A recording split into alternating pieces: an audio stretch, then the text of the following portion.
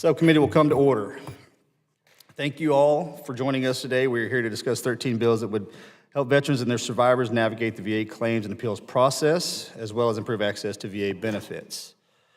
The bills we will discuss today would and will ensure that service members and veterans can be buried together with their family members, improve the VA appeals process, including by increasing accountability and transparency for the VA Board of Veterans Appeals, ensure there is medical research available to pave the way to compensate military pilots and aircrew for conditions due to service-related radiation and other exposures, make the VA claims process more transparent and understandable by providing veterans and their families with clear updates and instructions, ensure that VA issues accurate decisions on claims based on military sexual trauma and that MST survivors are not re-traumatized during the claims process, and require the VA to give equal attention to the needs of our nation's veterans as well as their survivors, including educating survivors who may not be aware of VA survivor benefits. I'm proud to introduce two bills on today's agenda. H.R. 2137, the Review Every Veterans Claim Act, would prevent VA from denying a veteran's VA benefit claim solely because they missed their disability claims exams. Under current law, when a veteran misses their exams without providing a good cause or rescheduling, VA automatically denies their VA disability compensation claim. Many of these veterans have pursued their VA claims for years and appeared for multiple exams. Veterans should not be forced to start their claims over because they miss one exam. This bill would stop VA's unfair practice of automatically denying those claims by ensuring that VA makes a comprehensive decision on every veteran's claims after reviewing all the evidence, including every exam each veteran has already been through. H.R. 2138, the Veterans Compensation Cost of Living Adjustment Act of 2025 would give a cost of living adjustment to veterans and survivors receiving certain VA benefits. They would receive the same increase as what Social Security recipients receive. This bill would adjust to certain VA benefits with inflation rates to help veterans and their families pay their bills and put food on the table. I would like to thank Ranking Member McGarvey for co-leading these bills with me. I look forward to working with Chairman Bosch, Ranking Member McGarvey, and other members of the subcommittee to advance these important proposals today. I thank the witnesses who are here and have joined us and look forward to discussing how these bills would improve the lives of veterans and their families. I now yield to the Ranking Member for his remarks. Thank you, Mr. Chairman, and thank you for your leadership in today's committee hearing. I'm honored to be sponsoring a lot of those bills with you that are going to make a difference in our veterans' lives. I think in this committee, we are fortunate. We're fortunate that our guiding light is not partisan or party. It is a veteran-centered committee, a veteran-centered approach, where veteran-centered policy is not right or left. We deal more with right and wrong. It's a deep thing that we held in this. It's a belief that we are here based on a commitment to those who stand for something greater than themselves, for the men and women who are willing to put on a uniform and quite literally sacrifice everything to keep us safe and free. We must do what we can to honor their service and give them the benefits they have earned. I want to highlight a few bills, starting with the Veterans Claims Education Act by my colleague, Mr. Peters. This bill is a worthy measure to stop claim sharks from taking advantage of our service members and their families. It's a topic that we know is important as we repeatedly hear calls of don't feed the sharks. Our veterans aren't chum, and they can't be treated like they are. And this committee will not be complicit in the exploitation of veterans, so I support all the efforts to provide them with the information they need to make the best decision for their claims preparation. Ranking Member Takano's Survivor Benefits Delivery Improvement Act seeks to capture important information regarding veterans surviving spouses, children, and parents to ensure we are serving all who earned their benefits, not just some. Currently, as a direct result of the VA not dedicating sufficient staff and attention to the task, these benefits go underutilized. Recent DOJ cuts have decreased the 4-person team working on this down to 3. Luckily, the employee was reinstated, but you can do the math pretty quickly and understand that 3 employees is insufficient to manage a nationwide program of survivors. Finally, I want to highlight my bipartisan bill, the Board of Veterans Appeals Attorney Retention and Backlog Act. I honestly wish we'd come up with a better title for that because it does really important work. This will help cut down the egregious amount of time veterans have to wait for their appeals to be reviewed. The bill is going to broaden the Board of Veterans Appeals workforce by attracting highly skilled, educated, and effective attorneys to dig through the backlog and get our veterans these claims decisions in a timely manner. To attract and retain the best talent, the bill creates a GS-15 position for the best VVA attorneys. It doesn't matter how many attorneys we hire if they burn out and leave before a claim has been adjudicated. That level of turnover we're seeing right now is not efficient. It's not good for our veterans. Right now, it is clear that the Board of Veterans Appeals is not able to serve our veterans adequately. Appeal times are in excess right now of like 2 years. This is unacceptable. And here's the truth. The only way out is through. This is a problem that will not go away if we simply ignore it. If we do ignore it, the backlog will continue to grow. It'll continue to frustrate veterans and placing BVA employees in an impossible situation where they simply cannot work every claim because there are not enough people to do the work and get them completed. So we must employ and retain more attorneys to get to the bottom of the pile and dig the VA out of the hole it is in. Let me be clear. This is not to say the VA doesn't serve our veterans, doesn't care about the process. That's far from the truth.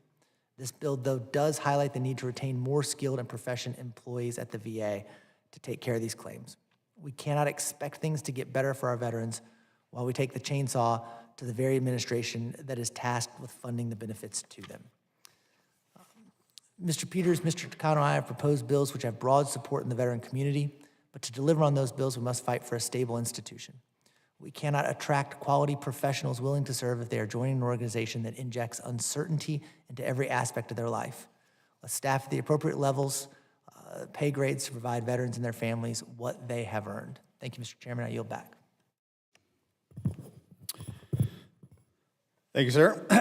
Moving on to member testimony, we've got a very full agenda today, so I'll be holding everyone to 3 minutes per bill so that we can get through them all. This morning, we are joined by several of our colleagues, both on and off the committee, who are going to be testifying about the bills they have sponsored.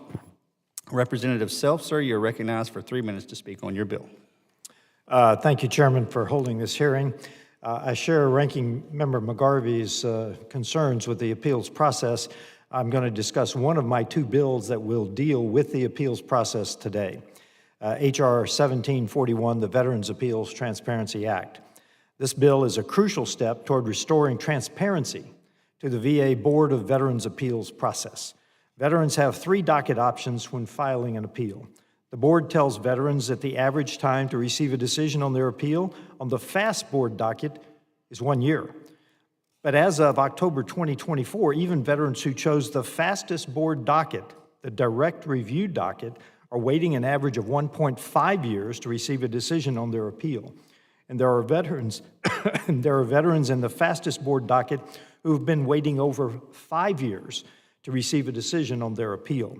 It is clear to me that the average wait times that the board tells veterans and Congress are misleading. These averages provide veterans and their advocates with no accurate sense of where they are in line. The board must do better to provide veterans with realistic expectations for how long they will have to wait for a decision. My bill will do just that. The Veterans Appeals Transparency Act would require the board to publish weekly updates on its website about which appeals they are working on in each board docket. This will ensure greater transparency from the board for our veterans as well as for Congress. Additionally, my bill requires the board's weekly updates to include a statement clarifying that these weekly updates do not mean a decision will be made that week. This will prevent veterans from mistakenly believing that a decision is imminent. Our veterans deserve clarity and transparency in the appeals process. My bill will help to ensure exactly that. Again, I'd like to thank the chairman for his support and Ranking Member McGarvey for his concern on this process. We need to fix it, and I yield back. Thank you, Mr. Self. Ms. Kim, you're recognized for 3 minutes. Thank you, Chairman Luttrell and Ranking Member McGarvey for hosting us and holding this very important legislative hearing today. I am really excited to see H.R. 2201, the Improving VA Training for Military Sexual Trauma Claims Act, that is on the docket and being discussed in today's hearing. Approximately 1 in 3 women and 1 in 50 men experience military sexual trauma, or MST, as a service member. Currently, the VA must help veterans filing disability benefits claims for MST gather evidence for their claims.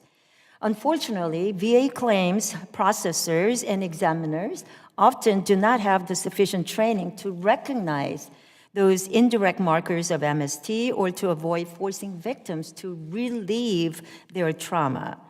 In fact, disability compensation examiners are only required to complete an outdated online sensitivity training once every 5 years. Filing these claims is burdensome enough. The examination process shouldn't cause more pain.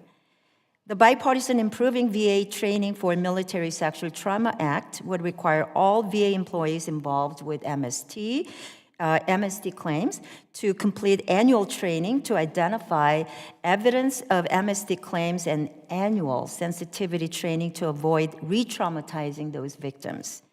Additionally, to ensure victims' cases are processed in a timely manner, the VA would be required to automatically obtain all service personnel medical records for a service member filing an MST disability claim. The VA Secretary would also submit both an annual report to Congress on the progress of the MST sensitivity training program and a detailed plan to improve it. HR 2201 is a common sense, bipartisan measure that ensures VA staff are prepared to provide veterans with the support and protection they deserve. Streamlining the MST claim process and improving VA training is a win for our veterans.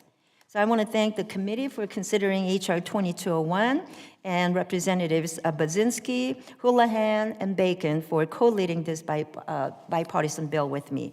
Thank you, and I yield back. Thank you, Ms. Kim. Mr. Pfluger, sir, you're recognized for 3 minutes. Thank you, Chairman and Ranking Member. I'm not on this committee, but this is my top priority in Congress. This bill that I'm about to talk about is my #1 priority, and I appreciate the opportunity. Military aviators and crew members are tragically being diagnosed with various forms of cancer at alarming rates, which is why I'm proud to lead HR 530, the Aviator Cancers Examination Study, also known as the ACES Act. The ACES Act directs the VA to partner with the National Academies of Science to study cancer prevalence among military aviators and identify service-connected factors, ultimately saving lives through earlier detection, developing targeted screening protocols, and ensuring our veterans receive the specialized care they've earned. This is critical because in 2021, an Air Force cancer incidence study revealed troubling findings about the health risks faced by fighter pilots and their crews. When compared to the general population, it shows aircrew had a 29% greater probability of testicular cancer, a 24% higher probability for melanoma, and 23% higher rate of prostate cancer. Additionally, the DoD's Military Aviator Cancer Study also found elevated rates of cancer among military aviators and aviation ground personnel. And I understand that there's potential duplication concerns. These are not true. Let me clarify. The ACES Act is complementary. It's not duplicative. It leverages the National Academy's expertise in meeting the VA's evidentiary requirements for determining service connections and includes veterans who might not qualify under the PACT Act. Through more comprehensive and focused research on this issue than the aforementioned studies, the ACES Act will help us develop tailored interventions, improve screening protocols, and provide better care for aviators affected by cancer. This is not a partisan issue. Over 20 veterans, cancer, and medical professional organizations have rallied behind this bill because they're tired of waiting year after year while aviators continue to suffer. They demand action now. Moving this legislation forward isn't just about providing critical care, it's about finally acknowledging the true cost of service that these aviators have paid and continue to pay daily. Myself, as an aviator, a fighter pilot with over 20 years of service, I have witnessed firsthand the incredible dedication, bravery, and resilience of our nation's aviators. But I've also seen many of my brothers and sisters affected by this, and their toughest battles actually weren't in the air. Unfortunately, they're in hospital rooms as they fight cancer. That's why I'm honored to invite my dear friend, Colonel Annie Pablo Shurtleff, who will testify with us today. You need to hear his story, his fight against non-Hodgkin's lymphoma. The ACES Act is not just a bill. It's a lifeline for those who have already given and continue to give so much for our freedom. We owe it to them. They were wingmen for our country. They provided the service to fight for our country, for the freedoms, and now is the time to do the right thing and be their wingmen and provide the service and find the causal factors for what they're going through in the battles that they're currently fighting. I yield back. Thank you, Mr. Pfluger. Mr. Bresnahan, you're recognized for 3 minutes, sir. Thank you, Mr. Chair. Ranking Member McGarvey, appreciate you having me. I'd like to open by thanking the committee for taking interest in my bill, the Simplifying Forms for Veterans Claims Act, and inviting me to come speak on it today with you. Our veterans must complete VA standard forms to initiate and pursue their claims for VA benefits. These forms include those filled out by surviving spouse or other family members following the passing of their veteran loved one. These are the benefits our veterans and their dependents have earned, yet these forms are often difficult to understand and complete. Understandably, the complexity of these forms can be overwhelming for the veteran's grieving family. There is no reason for veterans or their survivors to be subjected to a process more difficult than necessary when these forms can be improved, making them user-friendly. This bill would require the VA to contract with a nonpartisan, federally funded research entity to conduct a study on and provide recommendations for revising VA forms to be more understandable for veterans and their survivors. The research entity would collaborate with the VA and the veterans and survivors advocates and require the VA secretary to report the findings to Congress and implement the recommendations that are compliant with VA law. The Simplifying Forms for Veteran Claims Act is common sense, bipartisan legislation that would ensure veterans are able to complete VA forms correctly without unneeded stress so they can receive fair and timely decisions on their claims for VA benefits. I look forward to continuing to work with the committee to get this legislation signed into law, and I yield back. Thank you, Mr. Bresnahan. Mr. Barrett, sir, you're recognized for 3 minutes. Thank you, Mr. Chairman. Appreciate you and the committee's attention to this bill, the bill that I sponsored, and the opportunity to testify on the importance of my bill, H.R. 1039, the Clear Communication for Veterans Claims Act. I'm proud to lead this bipartisan legislation with Chairman Bost and Representative Baczynski. A priority of mine is to ensure that veterans understand how to access the benefits that they've earned, and this bill will do just that. After a veteran files a disability claim, the VA sends letters throughout the claims process. These notice letters are critical to ensuring that veterans understand how to pursue their claims and receive the VA benefits that they've rightfully earned through their service. I've too often heard from my constituents and other veterans across Michigan and across our country that these claims letters are difficult to understand. They're filled with legal jargon. Many times they are automated from computer systems that are antiquated and outdated, and they can be upwards of 40 pages long, making it extremely challenging to distill out from that exactly what the response and required information is. This can discourage veterans and their surviving family members from pursuing their claims and receiving benefits. And far too often, we've heard stories of veterans who have given up their claim because the process becomes bureaucratically difficult to navigate. Our veterans and their families deserve better, and that's why I sponsored this legislation. These letters should be shorter, clearer, and more easily communicating for the veterans and their survivors. It shouldn't take a lawyer to explain to them what a letter says. My bill would require the VA to contract with a third-party research entity outside of the VA to really review these notice letters to make them more understandable for veterans and their families. The men and women who serve in our military deserve a claims process that's simple and clear, not confusing and stressful. I know firsthand, just in my own interaction with the VA, the confusion that can follow when you file a particular claim. You get a letter automated back in the mail. You don't know if it is requiring you to furnish further information, if this is adjudicating a claim that you've put in, if it's summarizing what you've done so far. It can be very confusing to follow along in the next steps. So I'm proud the first bill that I introduced into Congress is this bill, which will help ensure veterans receive the support that they deserve. I'm grateful to Chairman Bost and Congresswoman Baczynski's support, and Mr. Chairman, appreciate you taking up this bill and look forward to our committee leading on this important issue, and I yield back. Thank you. Thank you, Mr. Barrett. We will forego a round of questioning for the members. Any questions may be submitted for the record. You are now excused, although I understand some of the members may be staying to ask questions during the next panel. I now invite the second panel to take the table.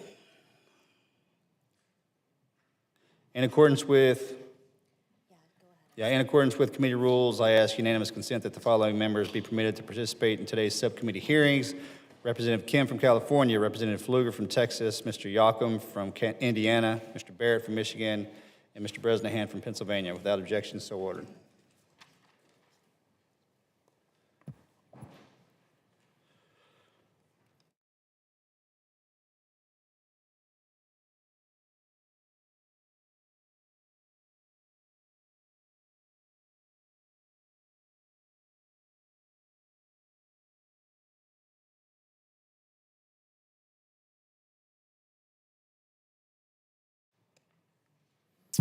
Is everyone ready and well rested? That's rhetorical, you don't have to answer it.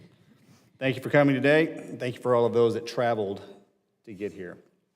Our second panel includes Ms. Patricia Krisfalusy. Apologies, Krisfalusy Maxon. The sister of Master Sergeant Dennis Krisfalusy. Where am I at? Stand by. I now yield to Representative Pfluger to introduce our next witness. Thank you, Mr. Chairman. It really is an honor to introduce my friend, Colonel Andrew J. Shurtleff, but he's known to me as Pablo.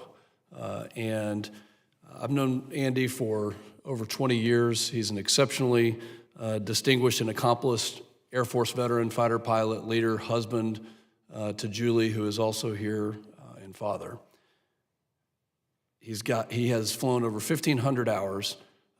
The accomplishments are too numerous to list. We would be here, and I fear that you would gavel me out if I were to talk about all the accomplishments that Colonel Shurtleff has done throughout his career.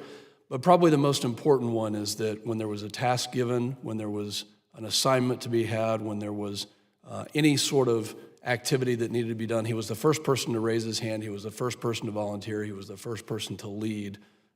And as a squadron commander and someone who served in many different roles, he was the most trusted individual that I've served with.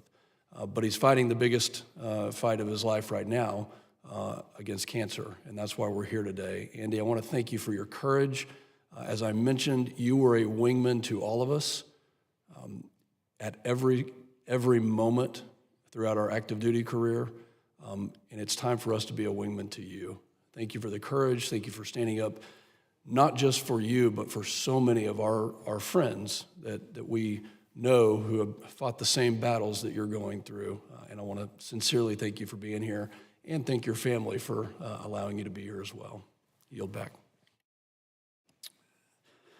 Thank you, Mr. Pfluger. And Colonel, thank you for your service and your family's service. Mr. Pfluger speaks highly of you, and I hold him in the highest regard. So you must be one amazing human being, which is a Navy guy that's very challenging for me to say to you. Next on the panel is Ms. Diane Boyd-Rauber. Good to see you again, as always. Executive Director of National Organization of Veterans Advocates, and Ms. Leslie Witter, Senior Vice President of Advocacy at the National Funeral Directors Association. Would all the witnesses please stand and raise your right hand?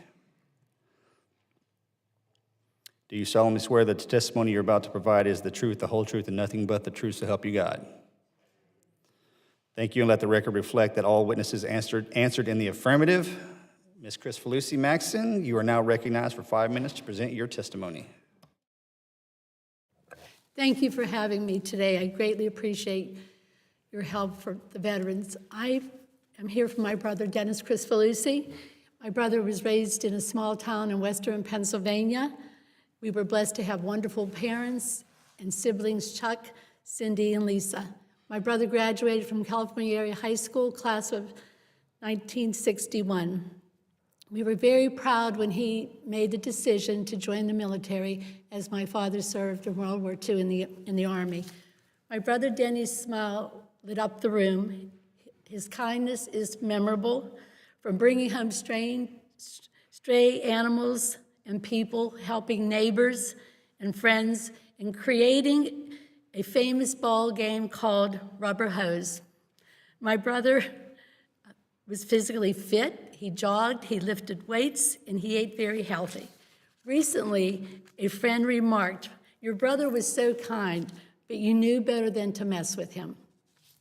Being around my brother was joyous, filled with warmth, love, and pranks.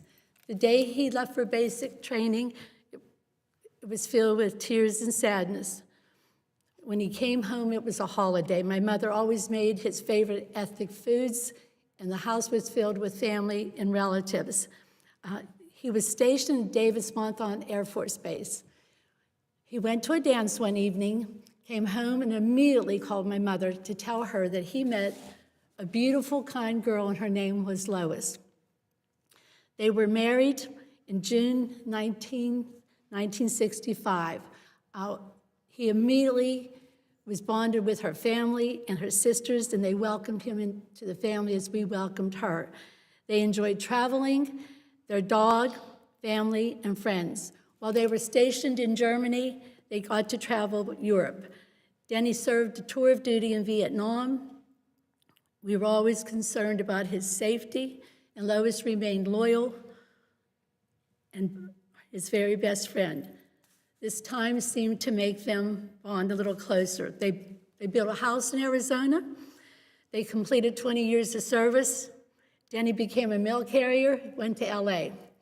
In September of 1985, they made a decision to go to Mexico to find a retirement home. The year before he made that decision, my mother passed away suddenly. He came home to Pennsylvania, discussed with us if something ever happened to Lois, he would not want to live. At the time they traveled, they always sent postcards home to our family. My grandmother received a postcard from Mexico City. She realized that my brother and sister-in-law were there during the earthquake, an 8.1 magnitude earthquake that killed 10,000 people. September 19th, 1985, 7:19 a.m. in the morning. This occurred before there was computers, cell phones, internets. Communication was impossible due to the devastation. We made contact with my brother's co-workers and friends in LA and realized that my brother did not return to work, that he was lost in the earthquake. We immediately contacted our family friend, Congressman Murphy, John Hines, the Veterans Administration, and the Red Cross to help us. We were informed that the concern was for the living, and they had to bury the dead. If my brother was alive, they assured us that they would notify us. I asked about going to Mexico. I was told that there would be devastation beyond my belief. We did not go to Mexico. We trusted that we were being led the right way. The day that my brother died, and we found out he did not make it, was the day my father died. We buried my father in 2006. Lois's mother waited for her to come home till the day she died. In 2023, we decided to finally honor Denny in the cemetery of the Alleghenies in Washington County. I contacted the cemetery, we worked with the veterans, we planned a beautiful ceremony. We were told, after everything was planned, that Lois's name could not be permitted on the stone because of the time of her death. I worked very closely with the Veterans Administration, Congressman Rothenschild's office, Senator Fetterman's office, to see if we could make a change. What I must tell you, that I was treated so fairly, with empathetic and respect. I was impressed with the constant communication of everyone that was involved in the situation. What we are asking for today is that we hope we can continue to collaborate on changing the current law, which prevents spouses of veterans like our Lois, who died before 1998, from being honored by passing the Dennis and Lois Krisfalusy Act to ensure no veteran spouse is forgotten. Thank you. Thank you, ma'am. Colonel, you're recognized for 5 minutes, sir. Well, good morning, Chairman Luttrell, Ranking Member McGarvey, and committee members. Thank you for this opportunity to address you this morning, and it's quite an honor to represent all active duty and veteran military aircrew members on the topic of the ACES Act, HR 53.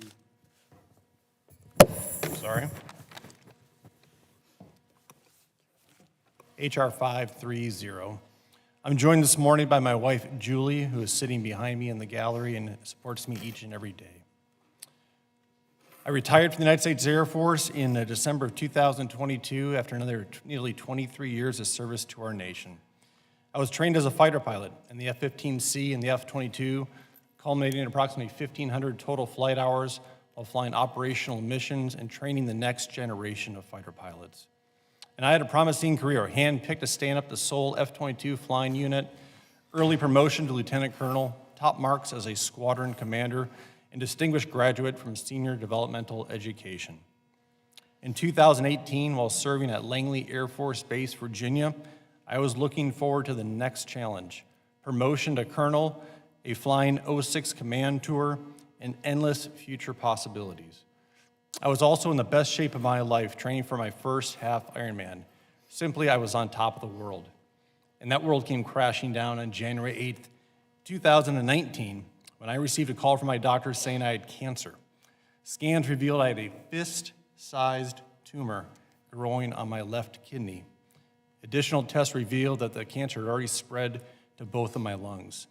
I was 41 years old, married with a 10 and 13-year-old sons at home, and I had stage 4 cancer.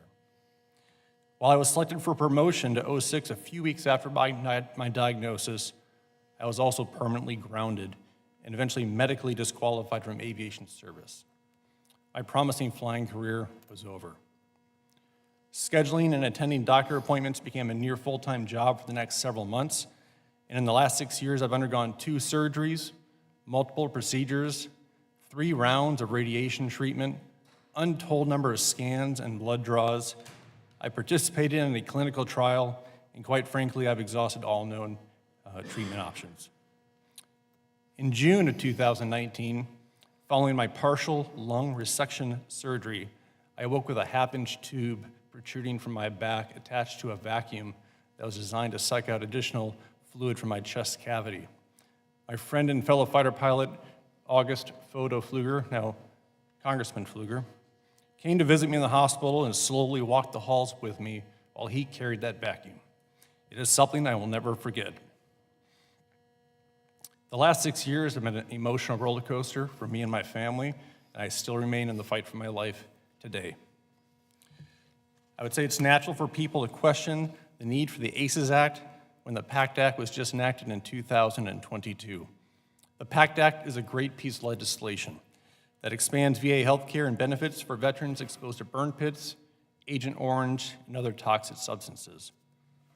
The act removes the burden from the veteran of having to prove service connection for certain medical conditions. And while the PACT Act will likely help millions of veterans and their families, it is also limited to certain time periods and specific locations.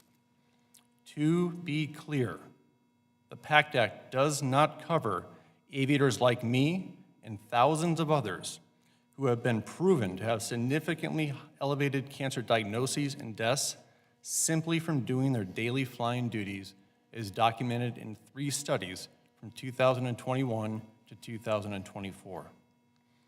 In a way, I was lucky, though, because my cancer was diagnosed while I was on active duty and was therefore automatically service-connected. And as such, I do receive VA health care and benefits for my condition.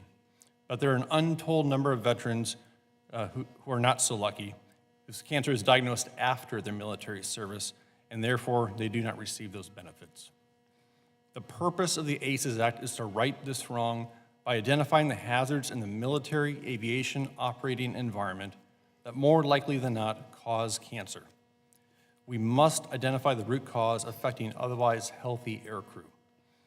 The health and continued service of our military aircrew directly impacts national security and should be prioritized appropriately. The United States needs to address the health risks posed to military aircrew by their unique work environment, by dedicating the resources to fully investigate, understand, and eventually mitigate those risks. That is why the ACES Act is needed. Thank you again for this opportunity to address a subcommittee, and I look forward to your questions. Thank you, Colonel. Ms. Robert, you're recognized for 5 minutes. Chairman Luttrell, Ranking Member McGarvey, and members of the subcommittee. On behalf of NOVA, thank you for the opportunity to provide feedback on the bills before you today. NOVA members are accredited attorneys and agents who represent veterans, family members, survivors, and caregivers in their VA disability claims and appeals.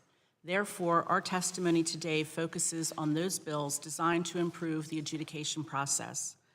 NOVA supports H.R. 1039, Clear Communications for Veterans Act, Claims Act, and H.R. 1286, Simplifying Forms for Veterans Claims Act.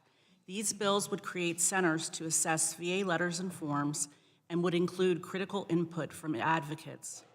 We testified in March 2024 regarding VA letters and participated in the discussions led by this subcommittee on ways to improve them.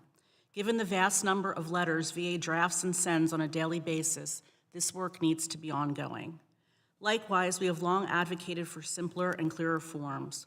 While we support H.R. 1286, NOVA and other veterans organizations have sought greater flexibility from VA when accepting forms from veterans. We previously testified about the problem of VA rejecting a wrong form submitted by a veteran and asking for a different form, even when it can be determined from the first form what benefit the veteran is seeking. Last Congress, Chairman Bost introduced legislation that would require VA to accept an incorrect form as an intent to file under 38 CFR 3.155. We urge the subcommittee to consider strengthening this bill with a similar provision as detailed in our written statement. NOVA supports the Review Every Veteran's Claim Act. This bill would prohibit VA from denying a claim solely because the veteran does not appear for a medical examination. NOVA members frequently report instances where a veteran communicates an inability to attend an exam for a host of reasons: conflict with work schedules, illness or mobility issues, family responsibilities, or a lack of transportation. Sometimes they are unable to reach someone to reschedule. Sometimes that request is not honored, and sometimes they never receive notice of the exam in the first place. This bill reflects a more veteran-centric policy. We expect it will also result in more scrutiny of a file to determine if the claim can be granted based on ongoing VA treatment or private medical evidence already of record, as required under 38 U.S.C. Section 5125. NOVA supports the Improving Training for Military Sexual Trauma Claims Act. This bill builds on successful bipartisan efforts of past Congresses to improve adjudication of these claims.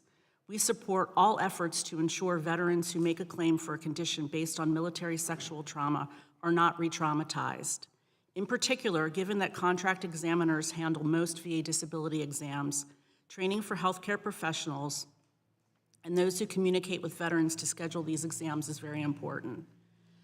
NOVA supports the Veterans Appeals Transparency Act, which would require the board to provide weekly notice of the assignment of certain docket dates to VLJs for consideration.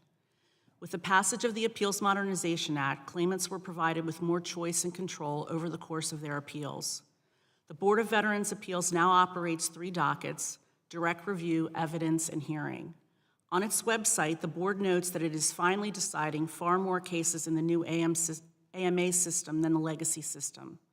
However, it also notes that as of December 2025, average days pending for a decision in the direct review docket is 506 days, with 713 and 791 days respectively for the evidence and hearing dockets.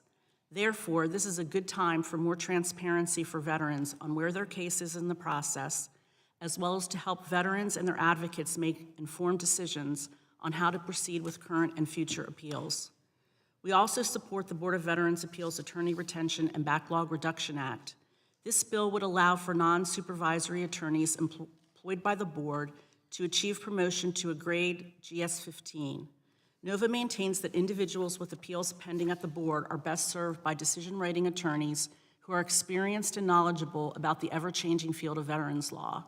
Someone who has stayed at the board and produced quality work to be eligible for this grade, but who chooses not to become a supervisor, should not be penalized. Finally, NOVA supports the Veterans Claims Education Act.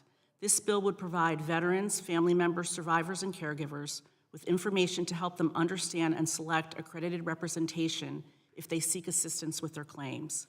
Given the ongoing problem with unaccredited claims consultants, this information can save claimants from receiving potentially incorrect and costly information from unaccredited actors. Thank you again for the opportunity today, and I would be happy to answer any questions you have. Thank you, Ms. Weber. Ms. Witter, you're recognized for 5 minutes. Thank you. Chairman Luttrell, Ranking Member McGarvey, and members of the subcommittee, thank you for the opportunity to testify before you today. On behalf of nearly 20,000 licensed funeral directors and embalmers from across the nation who are members of NFDA, the National Funeral Directors Association, I'm Leslie Witter and I'm the Senior Vice President of NFDA. The role of funeral directors in ensuring that veterans receive a dignified funeral and burial cannot be overstated.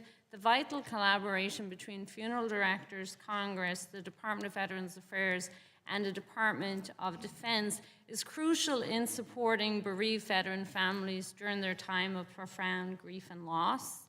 Mr. Chairman, NFDA supports H.R. 647, which is common sense legislation that would allow families to inter their veteran loved ones in a VA National Cemetery, even if they had previously opted for the urn or plaque benefit, thus ensuring that families have flexibility to make the best decision for their loved one's final resting place.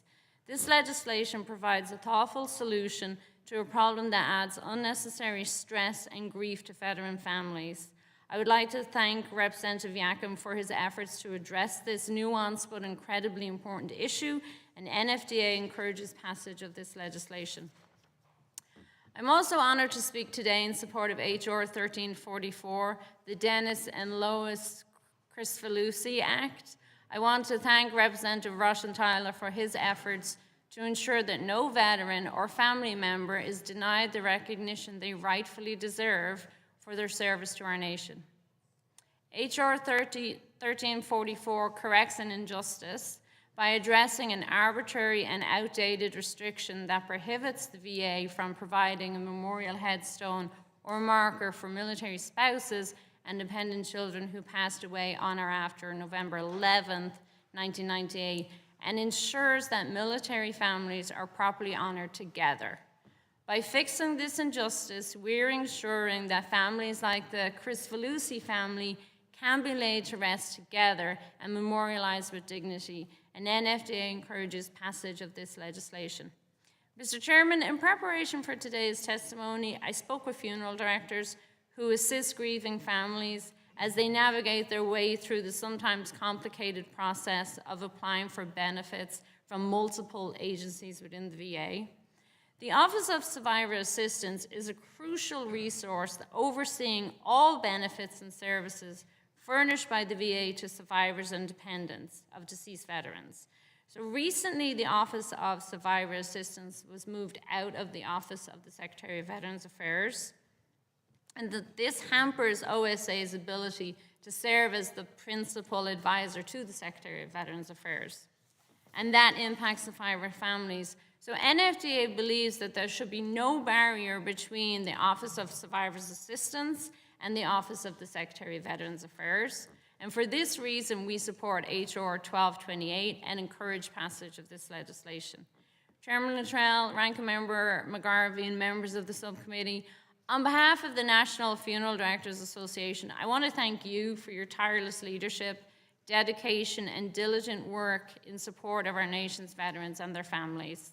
In closing, I would like to express my sincere gratitude for the opportunity to testify before you today on behalf of Funeral Service and NFDA, and affirm our unwavering commitment to honoring our nation's veterans and their families.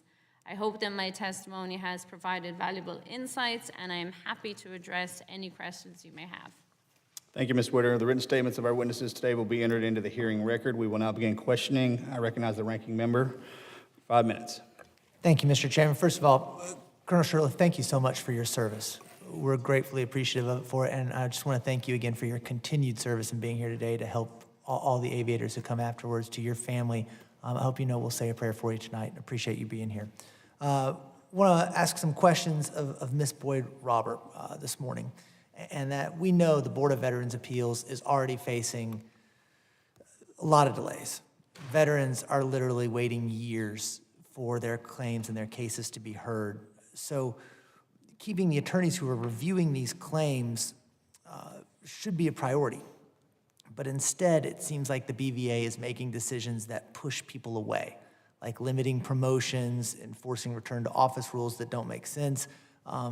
We're trying to fix these, even if just a little, so our veterans can get their claims in a timely manner. Since your members regularly work with the Board of Veterans Appeals as accredited attorneys, how crucial do you think it is for board attorneys to be skilled and knowledgeable in their roles?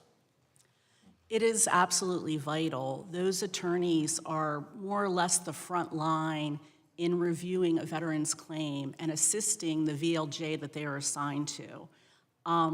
Some veterans' claims files can be thousands of pages long. So that attorney is tasked with digging through the files, selecting and understanding what the most important evidence is in the record, and putting together a draft decision that the VLJ can then review. So again, they are really sort of the critical first line, and it's absolutely understandable that they have to have a very high level of skill and knowledge to do the job. And so we want the VA to have and use whatever tools it needs to attract the best and brightest attorneys it can find and to incentivize them to stay there so they get that knowledge base and can actually review these claims more efficiently. Absolutely. Great. Do you think that arbitrarily capping the promotion potential of board attorneys is a good thing or a bad thing in getting the best and brightest to stay and review these claims more efficiently? Well, we don't think it's a good thing. We think that they should have the opportunities to advance, and that, those most skilled attorneys that choose to stay and actually make it their career are the folks that are there to help some of the other newer people as well who are coming in. And I did note that was something that AFG talked about in their written statement. And so they are actually, really contributing to the life and the culture at the board, and that's important. I appreciate that. I also want to ask you about another issue that we've dealt with frequently in the subcommittee since I've been here, at least, and that's claim sharks.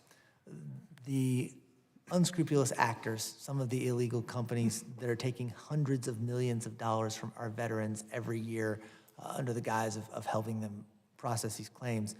And look, I know veterans are frustrated. We have to do a better job of making these claims easier to navigate. We also have to understand that they need options. I believe they do. There are thousands of companies that are accredited and that those representatives are ready to help. Can you talk a little bit about the importance of informing veterans of the legal accredited options available to them, and how would Representative Peters' bill help with that? Well, we maintain that more information is always good for veterans, and that when people are making a decision about whether or not they want to do a claim on their own or seek assistance with the claim, we feel that it's critically important that a veteran understand that there are accredited veteran service organizations, there are accredited attorneys, and there are accredited agents, and we really support anything that will help veterans, caregivers, survivors, family members be more informed about who's going to be assisting them. Thank you very much, Mr. Chairman. I yield back. Thank you, sir. Mr. Pfluger, you're recognized for 5 minutes. Thank you, Mr. Chairman. Again, I'd like to thank my friend Andy Pablo Shirtliff for being here and for sharing your testimony, as well as all the other witnesses for your time today. Today, we have 3 peer-reviewed aviator cancer studies that have occurred in the last 4 years, and their findings are in full agreement. Veteran flyers in all fixed-wing seats, fleets, ranks, roles share in significantly elevated rates of cancer. So what do we do next? And that's the reason that we're here exploring the ACEs Act. Common sense tells us that we need to ask what is causing the cancer.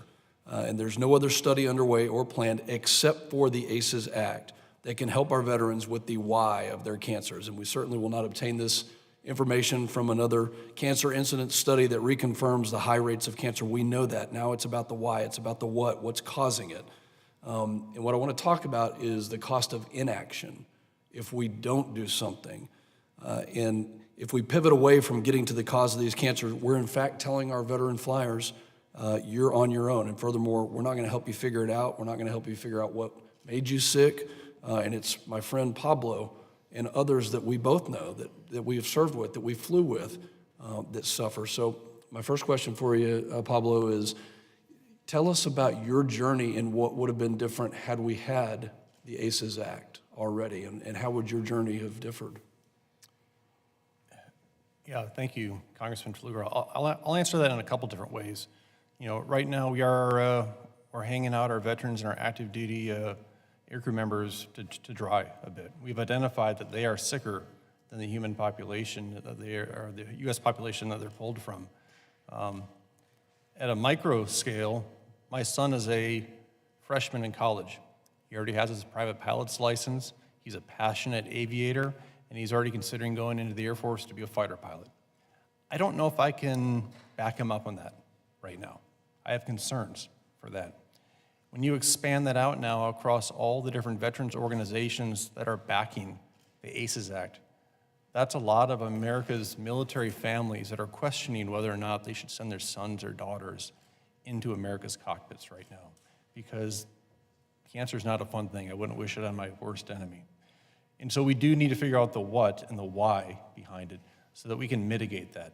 And so we can put clear, definable, measurable instruments into place to mitigate those risks, to protect our aviators, and that way they can continue to do our nation's business. What a great point, you know, and when we think about it from the family members of those who have children that want to go serve, you know, are we prepared? Do we believe that our country is doing everything they can? And I want to say thank you to the VA in advance. I know they're going to testify here, and thank you, Mr. Chairman and Ranking Member, for this opportunity. What words of advice do you have to the VA? I think they try to do their best every single day, but now we have knowledge and we must act. What words would you have for the VA specifically? Yeah, I think we need to act, and we need to act in a timely manner. You know, as you mentioned earlier, and I said in my own testimony, we have very clear evidence at this point of the incidents. You know, we recognize that people who are pulled from the U.S. population, these are not people that walk right off the street. These are highly screened medically, physically, before they join the military.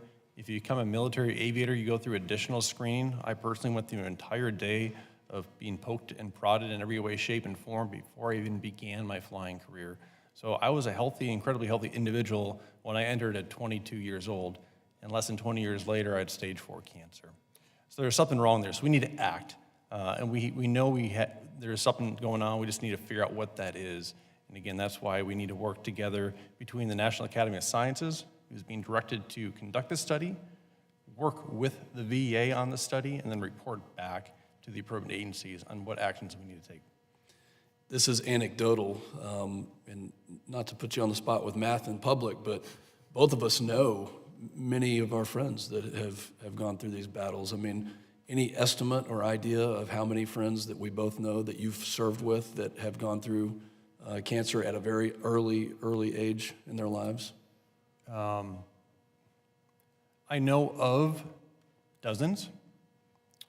You know, I personally know probably around a dozen individuals who have gone through cancer, some who are with us today, some who are not with us today.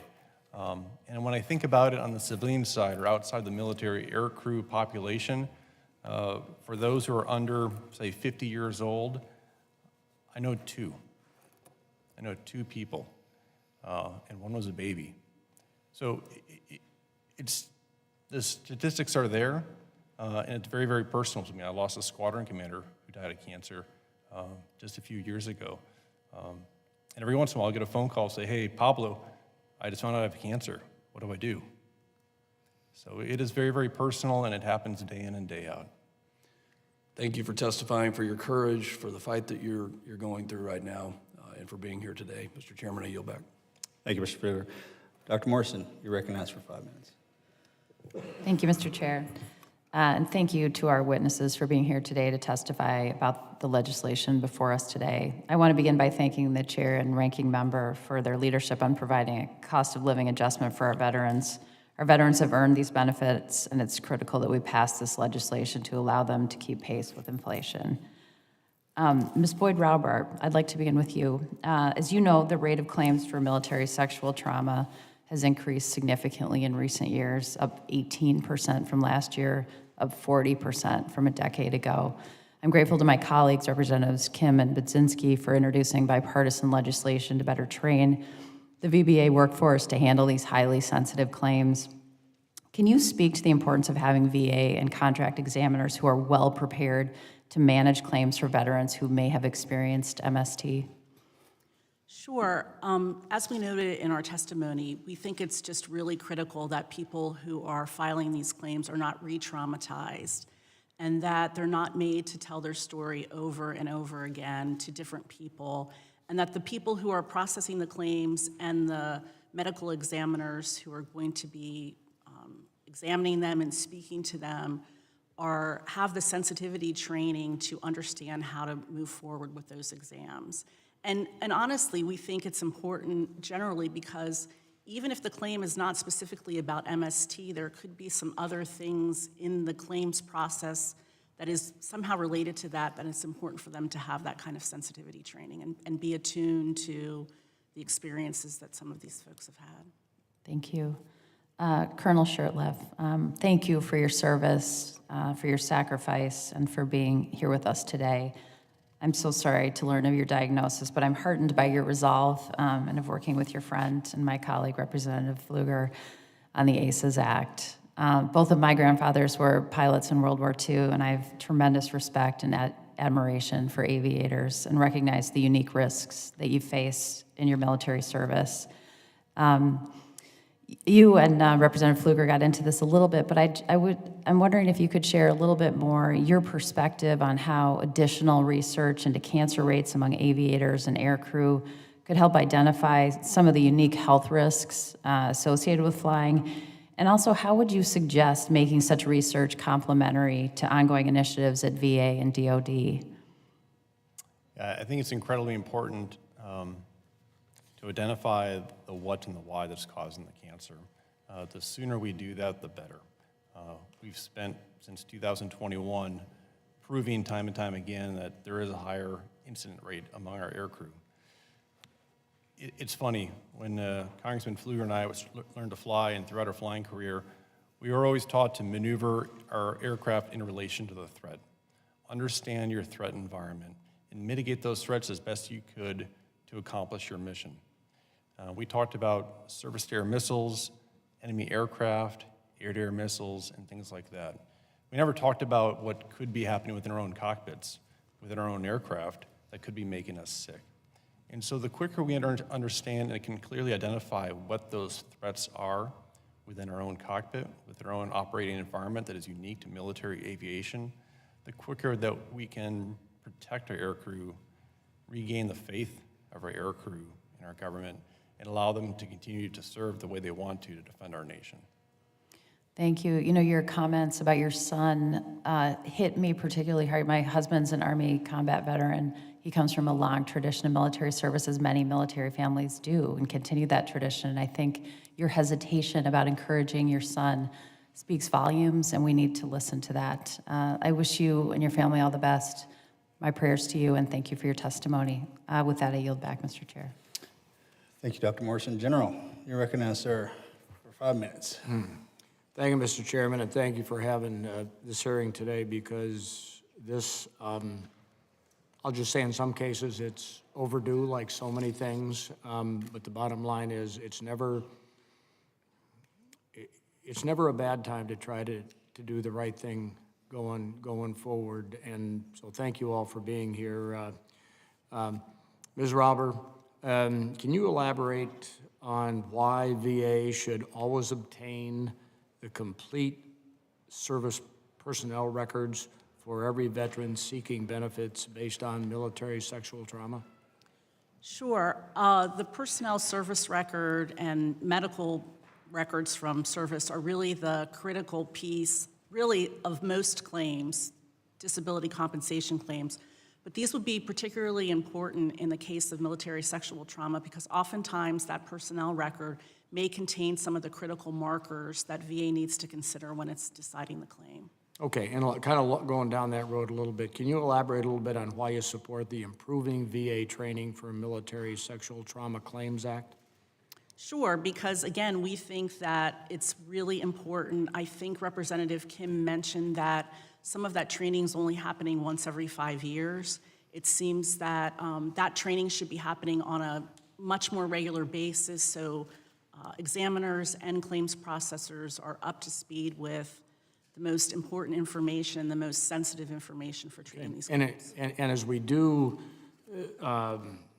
evaluate all the cases that come before and are filed and reviewing personnel records, and whoever might have a look at that to make a good decision going forward, you used in your testimony the word accreditation.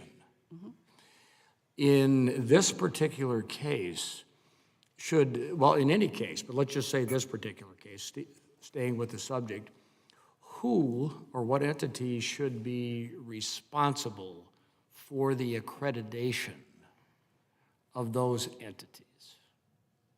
Are you talking about the claims processors? Whatever, if you're accrediting, because again, I was listening and you used the term accreditation. Well, And no matter what it is, I mean, it's going to be one of two entities. It's either going to be the Veterans Administration, if they're going to be accrediting people to review and adjudicate all of those, whatever it happens to be, or evaluate, can you just put a little meat on the bone of what it means to you about accreditation and who has the responsibility for that? I would, in terms of the VA claims processors and the examiners, I think that is really a question for VA in terms of who are the right people and what Well, are what I heard you say is VA is responsible for doing that. and I'm not trying to be arguing. I'm trying to get a handle on when who's we're got talking about accredited, I think we're talking about accredited representatives who might be helping a veteran, Yeah. and those folks are accredited by VA. Yeah, so VA has the responsibility for Correct. accrediting and holding accountable those representatives who would be representing those individuals or families. Absolutely. Okay, I just wanted to make Yep. sure and clarify that whose court the ball for validating, when you think about, because those of us who've served in the military here, whether you're flying, you're driving a ship, you're on the ground, whatever it happens to be, we all get if you will, accredited. In the case of in piloting, we get certified every year or two that we can actually fly the airplane and do it right. Okay, so that's kind of where I was driving on this accreditation piece, because there's a lot of good folks working in the VA who are trying to do the right thing, and it's important upon who's ever running the Veterans Administration to make sure the accreditation process is airtight for those, families seeking to get help. That's all. So with that, Mr. Chairman, I yield back. Ms. Robert, you good? Did you want to respond? Oh, no. Okay. I think we're good. Ms. Krisfalusy, how are you doing down there? Don't think you guys came all the way to Washington, D.C. without some. I'm going to engage with you, okay? Thank you. Looks like Thank you're you getting a for little having lonely. me. So can you elaborate a little bit more? Because the hard date seems to be 1998, but we know that, and as a veteran myself, I don't know if my spouse necessarily wants to be buried with me. That's a discussion she and I need to have together. But I do appreciate and respect the importance of that. Could you just elaborate to the committee? What I could tell you in our case, which was very unique, because Denny and Lois died together. They're buried in a common grave in Mexico City. I am a resident of Washington County. We're proud of our cemetery. I decided, hey, it's time to honor my brother. It's time to do something to recognize his service, and Lois serving with him, because a military wife, as you know, is what she does. When we went through the process, we were all amazed that her information could not be put on Denny's stone because of the time of the death. And what I could tell you, on the front of my brother's stone, I put beloved son, brother, and uncle. And the reason I did that is because I wanted to make sure that my children, grandchildren, great-grandchildren, nieces and nephews will know about this uncle, because he died how many years ago? On the back of the stone was to be Lois's information, and I wanted it to say, beloved wife and best friend.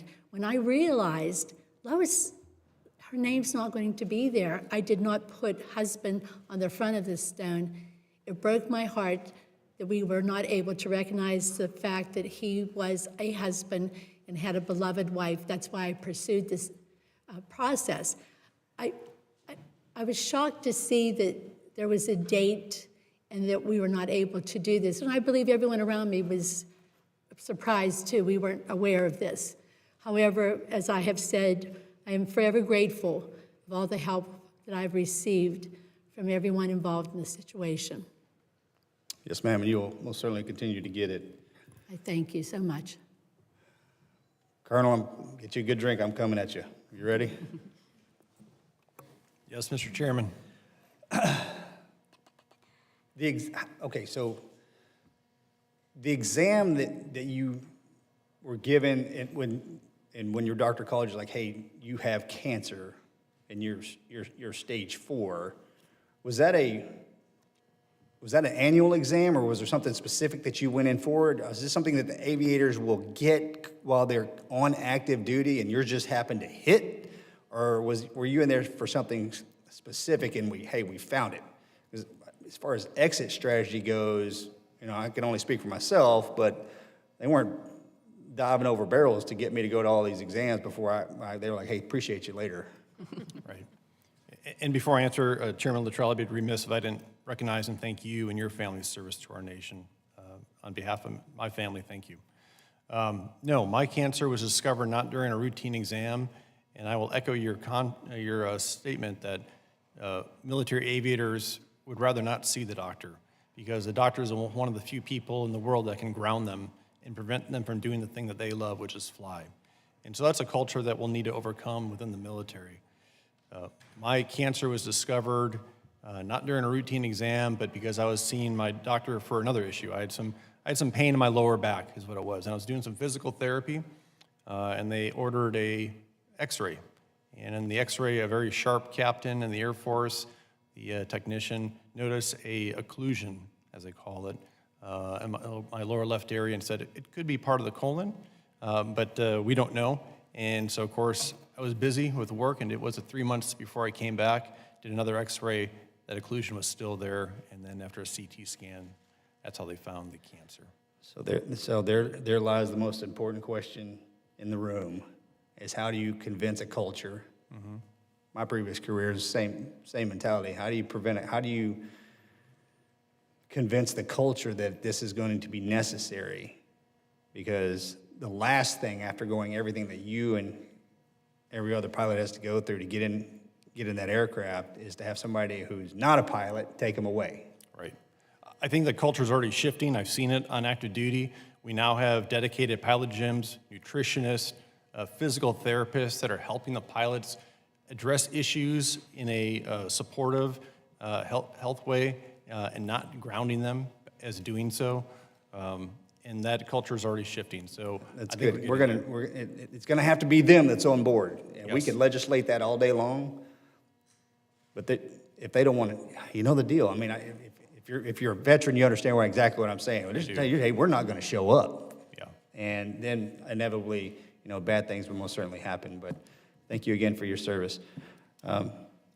Yakum, sir, you're recognized for 5 minutes. Thank you, Mr. Chairman, for holding this hearing today, and thank you to our witnesses for being here. I was proud to reintroduce H.R. 647, the Ensuring Veterans Final Resting Place Act at the beginning of the 2025, earlier this year.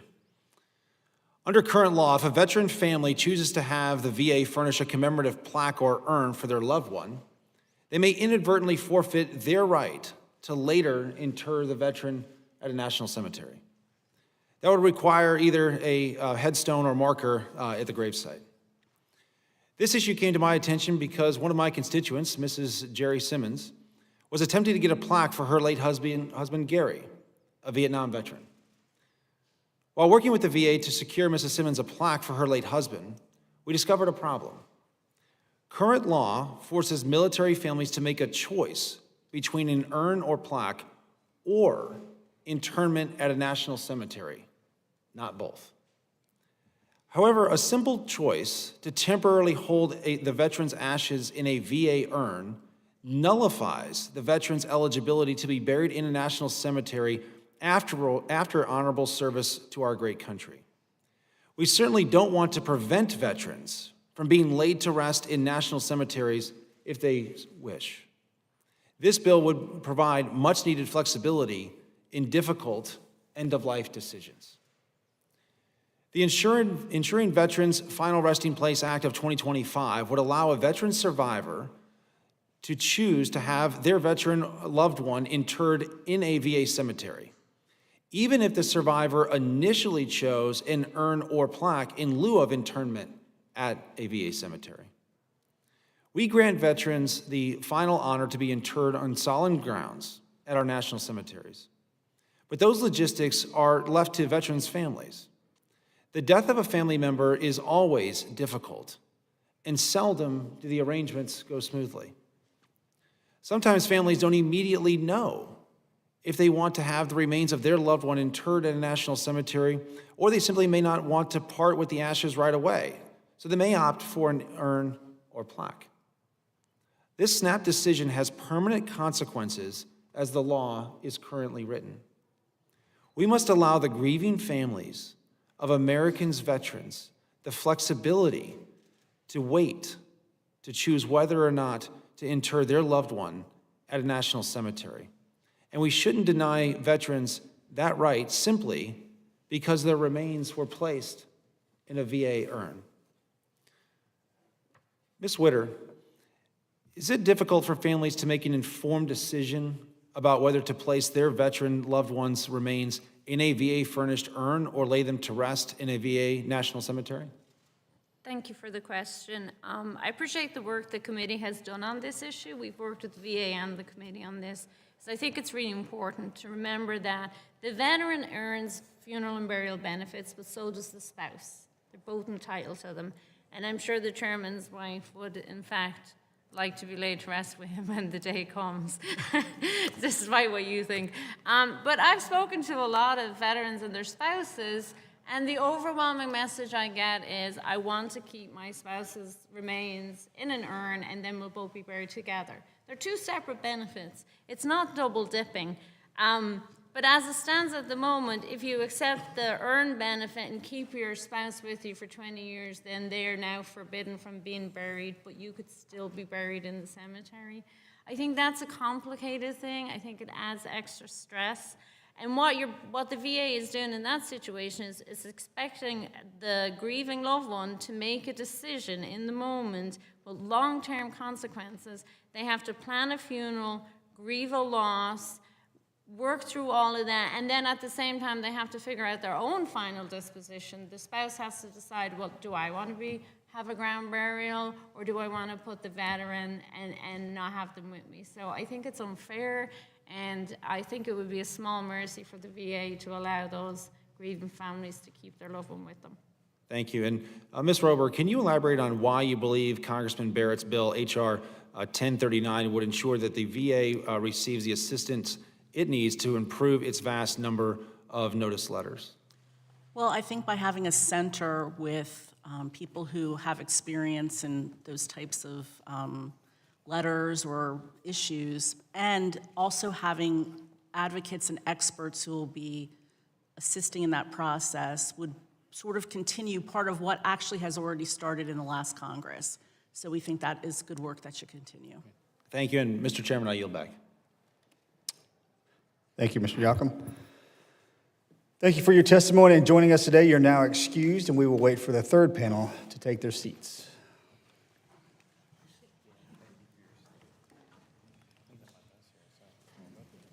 Did we have a high school class walk in and join the committee?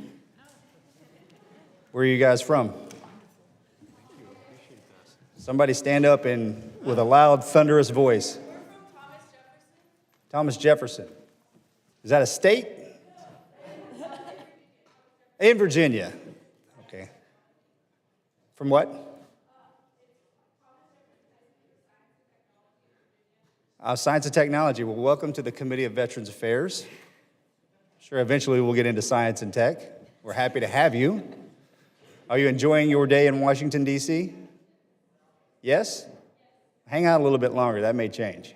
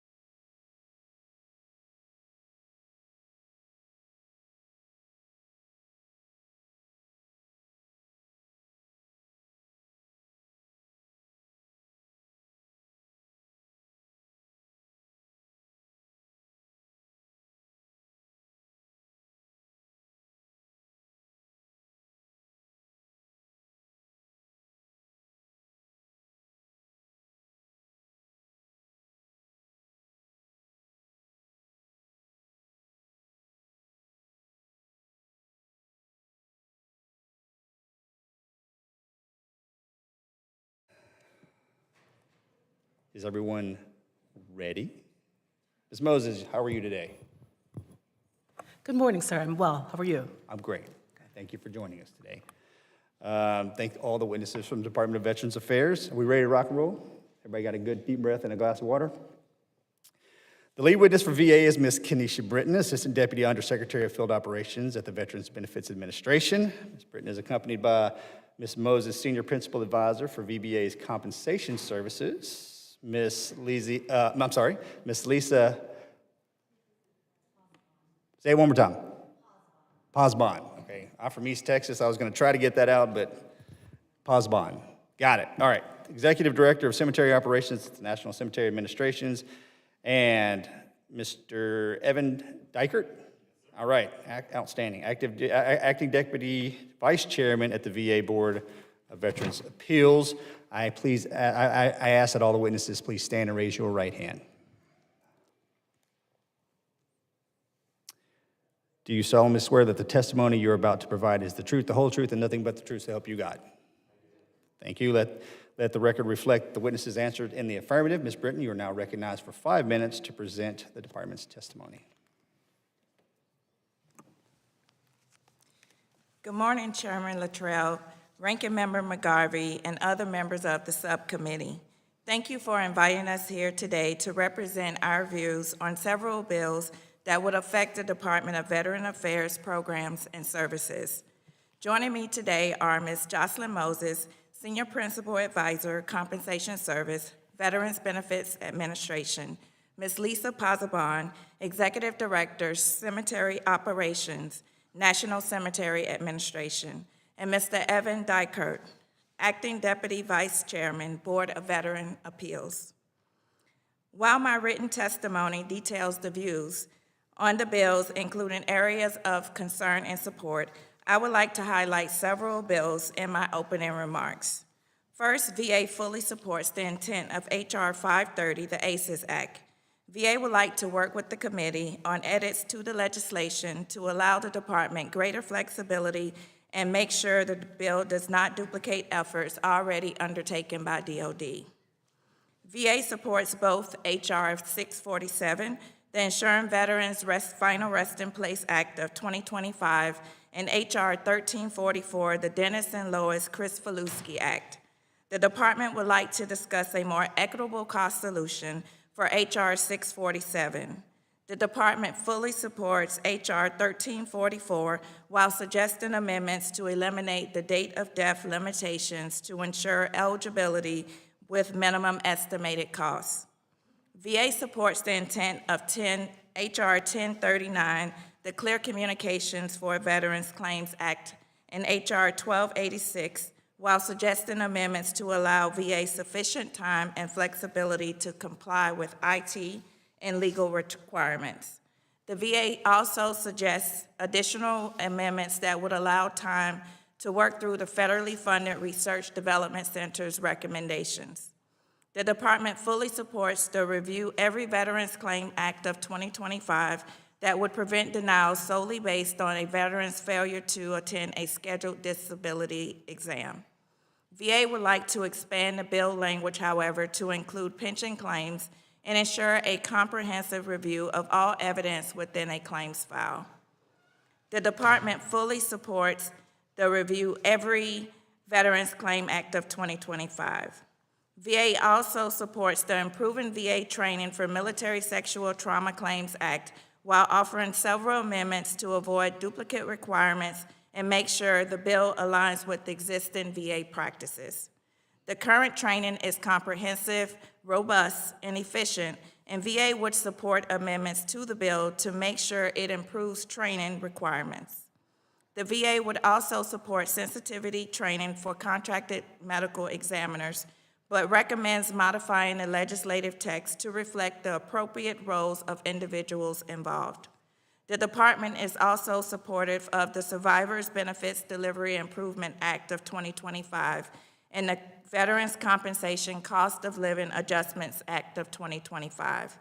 VA would suggest certain amendments to the Survivors Benefits Delivery Act to improve timely benefits delivery, outreach strategies, and resource alignment for survivors. The VA fully supports the COLA bill in its current form. Finally, VA does not support the Veterans Appeals Transparency Act of 2025 and the Board of Veterans Appeals Attorney Retention and Reduction Backlog Act. The Veterans Appeals Transparency Act would impose serious administrative burdens on the board while also causing major confusion and misperceptions among veterans. The Attorney Retention and Backlog Reduction Act conflicts with the specific classification regulations, lacks clarity on improving decision quality and processing speed, and could seriously impact the board's operations and budget.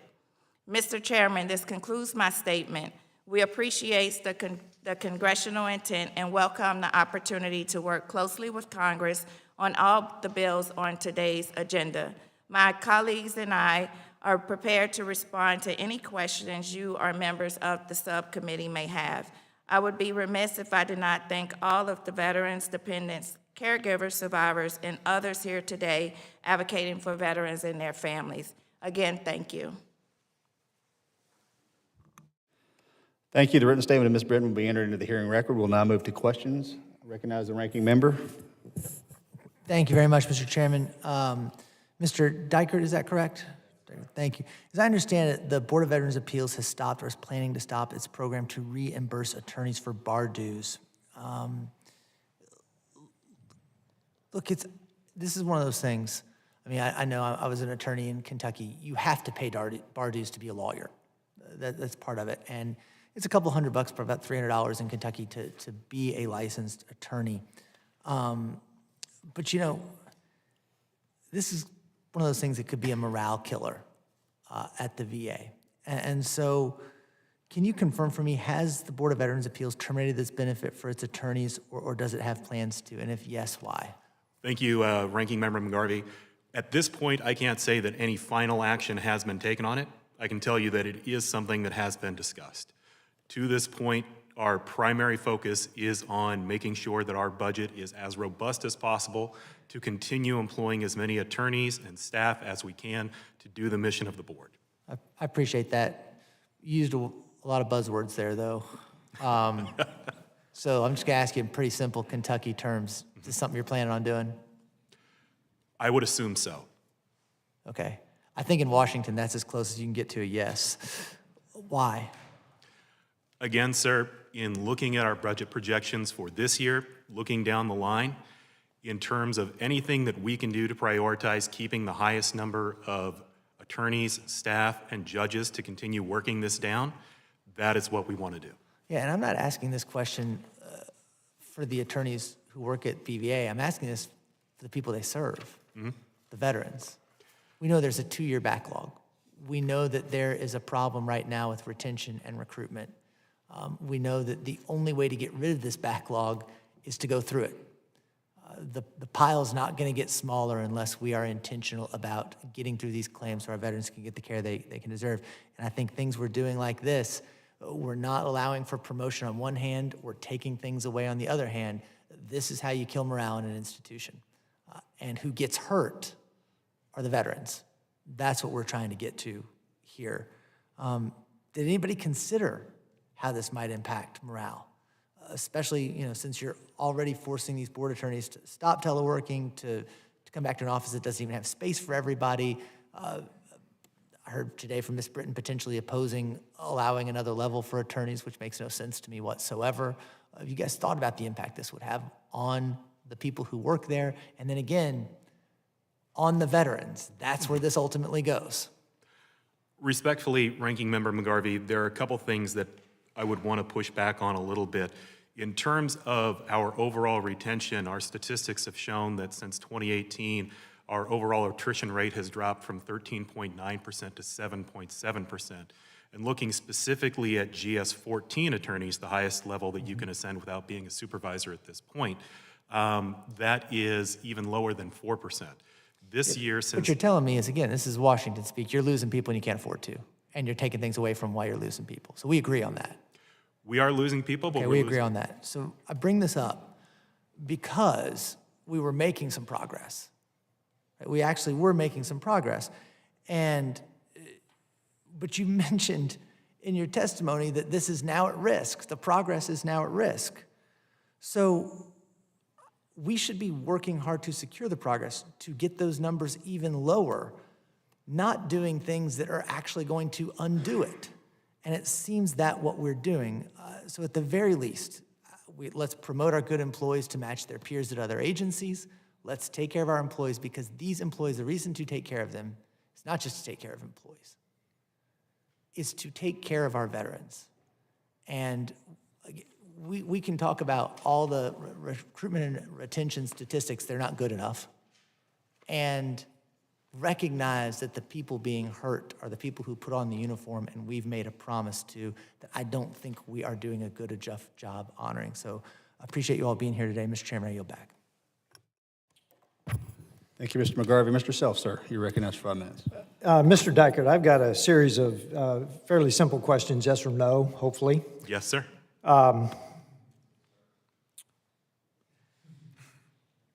On average, how many years, the first one's real simple, do veterans wait for a VA Board of Veterans Appeals decision on an appeal in the board's AMA direct review docket, the direct review docket? If you'll allow me to consult my notes, sir. Currently, as of March 23rd, direct review was 1.5 years.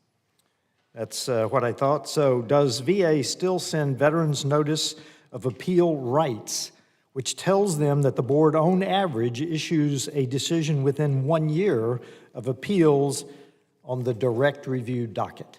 So, Congressman Self, I believe that you're speaking specifically about the notice of appeal rights that would accompany a rating decision. Correct. I believe that it says that we have a goal of 365 days, sir. A goal? Yes, sir. Can you tell me what the average is? So right now, for veteran and dependent cases, for live veteran and dependent, our average days pending is 329 days. Okay. Then, is it true that the law requires the Board of Veterans Appeals to issue decisions in docket order? Yes, it is, sir. Yes or no? Is it true that many veterans have been waiting since 2019 for a decision on their appeal? I will say yes, sir. Do you believe that veterans deserve transparency from the board? This is a real simple rhetorical question almost, so that they can make informed decisions on how to pursue their very own claims. Yes, we do, Congressman Self. This is exactly why I filed the transparency bill. Mr. Chairman, I yield back. Thank you, Mr. Self. Mr. Pfluger, sir, you're recognized for 5 minutes. Yeah, thank you, Mr. Chairman, and I want to thank everybody here. Thank you for your service. It may seem that I'm going to ask some hard questions, but it's only to actually help those that I've served with, those that you're already helping, and to do it in a way that is targeted, to use a pilot term, that will prevent and will continue to find the reasons. So as I mentioned, I think y'all were here for the previous questions. We have peer-reviewed studies. DOD has done these. We know that there are correlative factors between certain types of cancer, flying. You heard my good friend Pablo testifying. Now it's time to pivot to the what. It is time to pivot to what is causing this? Why is this happening? When you sit in a cockpit that has a giant radar that is filled with electronics, that is exposed to the sun, there's so many different factors, and there's a lot of work already being done. So, Ms. Britton, again, thank you. Currently today, I'll just start with the simple question of, with the PACT Act, if a veteran aviator is diagnosed with cancer after he or she leaves the service, is that condition automatically presumptive under the PACT Act? Thank you for that question, sir. I would defer to Ms. Moses to provide a detailed answer. So thank you very much for that question. So in regards to whether or not the condition would be presumptive, it definitely would depend on which specific condition was diagnosed. Happy to take that back for specifics to answer your question. I think I'll just go ahead and throw a guess out here that it's not. And that's the problem that I think we're trying to address here, is that we now know through 3 studies that are peer-reviewed that there is a linkage between flying. Healthy individuals who are literally the most physically fit people, they've been picked out of the society because they are physically fit. We had to go through enormous amounts of medical examinations in order to fly. know we don't want to go to the doctor, but we were, we had to undergo lots of tests, and the cancer rates, just for the three that I mentioned, are 24 to 30% higher in this population of very healthy people than the normal civilian population. So, Ms. Britton, you mentioned in your oral testimony that you want to work with the committee. What edits do you see right now that we're proposing in ACEs that the VA wants to suggest? Sir, we don't have any specific edits at the time. What we are doing is still working to understand the studies that DOD is conducting, but I will defer to Ms. Moses to add further. Thank you so much, Ms. Britton. We don't want to limit the conditions to the 11 conditions that are listed. We want to make sure that we are comprehensive. We understand that there are also existing research studies underway. We would like to leverage the data that is existing to identify what additional ways that we can identify causal factors. And I'll just push back just a little bit on that, because why wouldn't we go with what the National Academy of Science is already recommending? They know that these 11 are correlative. So let's hone in on that as a starting point and go from there. Why are we waiting? Because, and I'll ask this, can you explain how waiting years for the DoD studies to finish out serves veterans now? Because we're in kind of crisis mode right now. Sure, thank you very much for that question. And if you allow me to clarify, we're not stating that we're in objection to the 11 conditions. We just don't want to restrict to those 11. So we do support, we're in agreement with the 11, but we want to make sure that we're not restricting or limiting to those 11 conditions. Do you agree, or Ms. Britton, do you agree that moving with an extreme sense of urgency right now is the right course of action? Yes, sir, we do agree. Is VA committed to moving with that extreme sense of urgency right now to help Pablo, to help? This could be me. I mean, literally, we're talking about people. This could be Mr. Bergman, who's a pilot, the general. We are 100% committed to resolving this, sir, in the most timely manner as possible. And will y'all commit today to briefing the secretary, who also is an Air Force veteran, by the way, on this issue, on the ACEs Act, on the need for ACEs Act to move with extreme urgency? Certainly, sir. We are always excited to brief the secretary on these type of issues. Thank you. Again, thank you for what you do. The questions, although direct, are built upon some frustration that I have over the last 3 years, because it's 3 to 4 years we've been working on this. And in that 3 to 4 year period, both Pablo and myself know many people who have been diagnosed now in their 30s, 40s, and 50s, which is, the rates are just extremely high. The data points to a need for ACEs Act. We have a bicameral, bipartisan piece of legislation, ACEs Act. Senator Mark Kelly, Mr. Tom Cotton, myself, and many others in the House and the Senate want to see this go. We're counting on you. Thank you for the work that you do to help so many veterans. I mean that sincerely. And Mr. Chairman, again, thank you for allowing me to wave onto this committee for such an important issue. This is my top priority. Thank you, Mr. Weaver. Absolute honor to have you, and we're going to carry this for you all the way to the finish line. Ms. Britton, I'm going to put this at you, but I got a feeling you're going to deflect over Mr. Dykert, the Veterans Appeals Transparency Act. Your feeling is correct, sir. Aha! I'll defer. It's going to be a good day in Washington, D.C. Tell me why it's a no-go. And before you start on that, can you give me an idea on the overall, on the dockets? How many outstanding claims are currently in place? Respectfully, Mr. Chairman, in terms of the dockets, I don't have that in front of me, but that's something I'm happy to take back to the record and report back to you on, sir. Do you have a plus or minus somewhere? Because I got a feeling it's like in the hundreds of thousands. So I believe the last statistics I saw 197,000, if I'm remembering correctly, from our report on Monday. Okay, and that's on a report from Monday. Yes, sir. All right, now I'm going to let you dig in a little bit on this. Why the VA is shooting this down? Sir, we have three primary concerns as it comes to this bill as written. We definitely share this committee's desire to increase transparency as it comes to veterans' appeals. But those three concerns that we've got are, number one, when we've done this in the past, we've opened ourselves up to litigation at the Veterans Court. When you're listing out, these are the docket dates that we're doing, if you're a person who sees, well, looks like this range and I'm not part of that, you're going to get concerned. And when you get concerned, the place that you go is to the Court of Appeals for Veterans Claims to file a writ to say, what are these people doing? We had to spend a lot of time working with our fellow counsel at General Counsel to say, well, this is what happened in this particular case, and here's why we couldn't move that. And even if we had a lot of good reasons that that particular case couldn't move, it took up a lot of time on our part to prepare those declarations. That sounds, okay. Something tells me this goes through many lawyers' hands before you put it in front of Congress. Well, I'm not going to yes. say that's a problem. So there's risk aversion in here. Yes, yes, sir. Wholeheartedly, 100%. Yes. Okay, that doesn't fix the problem. No, I sir. understand the defensive posture that they're taking for the VA. I got it. It's not solving the problem. So, I mean, to put everything aside, Absolutely, lay it out.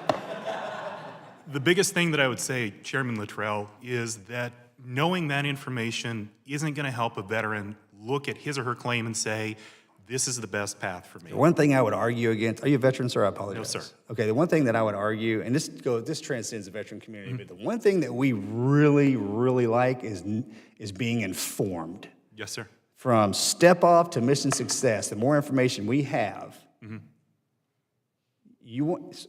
I say this every committee. You know, the veteran community, boy, we hard to handle. You know, we get spun up and down quickly. And one of the reasons we do that is if we have not been given the information that we want, need, and is important. Okay? Continue. We feel that the more important information that we can provide, sir, are those statistics regarding average days pending, average days to complete. That if you can look at that and know this is going to take this long, this is going to take this long, I feel like this is the better path for me to go on the direct docket because I want an answer as quickly as I can. Or I want to go on the evidence docket because I've got something else to submit, but I also want to make sure that I can take that to the board rather than back to VA in the regional office. This is going to keep VA in its current position, correct? By shooting, since the VA disagrees on this piece of legislation, that's going to keep the posture the same in the VA. Certainly, we're willing to continue to work with the committee. Yeah, it would not change. I think I would have been happier if it would have said amendments, where VA will provide amendments instead of saying VA just does not support. Because you just immediately said no, and said let's figure out how to get to yes. And I appreciate that, sir. okay. I'm not giving up on this little guy right here, so this is going to be some discussions that we're going to continue to have. And I would recommend that the VA, lawyers included, figure out, again, how are we going to get to yes instead of no? Because at the end of the day, he and I and the other members, we got to have to go home and talk to our veterans. All right? So since we have to do that, guess who you have to talk to? You got to talk to us. Yes, sir. All right? And then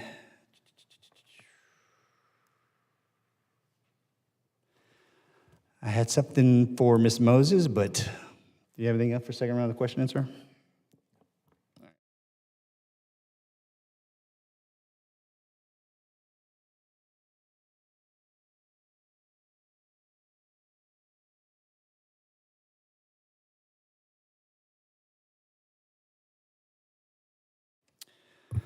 Okay, so thank you to all the witnesses for testifying today. And let me close with this. You guys are, I really respect and admire you guys for working with the VA. It's not an easy task. It is a big machine that is very, very complex. And those of us that you have to deal with, again, aren't easy to deal with. Please continue to do what you do. And just understand that even if you're going to sit up in front of this committee, me as the chair and the ranking member, I'm going to wire brush you if it's necessary, okay? Because it's not a perfect space. And we will absolutely die trying to get us there, okay? Because the veterans deserve that right. And I'll pass it off to ranking member for your closing remarks, sir. Thank you, Mr. Chairman, and I agree with that. And look, too many times, I think the VA comes in front of us and says no instead of trying to get to yes. And why that's a problem is it's because our veterans who are feeling the consequences of it. And we've got to make sure we are busting through the status quo to do everything we can to help our veterans. And regardless of what you might see in Washington right now, I think this committee remains committed to that mission. So appreciate that. I ask unanimous consent that the statements for the record we have received be entered into the hearing record. Hearing no objection, so ordered. I ask unanimous consent that all members have 5 legislative days to revise and extend their remarks and include extraneous material. Hearing no objection, so ordered. I thank the members and the witnesses for their attendance and participation today. This hearing is adjourned. And one more thing for the panel. And as a Navy guy, I don't ever like to give Marines credit for anything just because it's a Navy Marine thing. But I always, when I'm up here, being in combat, I was always impressed with Marines always went. Like, hey, look, we're not gonna make it back, we're going. That's the mentality of a Marine. And our service members across the board. But again, I throw this at the Marines because I can't tell you how many times Marines saved my life. And I was a special forces operator, and so it's really even bad since I'm a Navy guy, special forces guy. But I sit up every day when we're in here thinking like, hey, look, man, every service member said, I will go.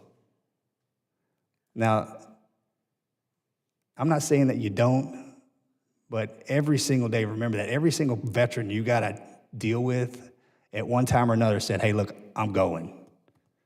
I'm going to provide that blanket of freedom that we sleep under every single night. I'm that man or woman, all right?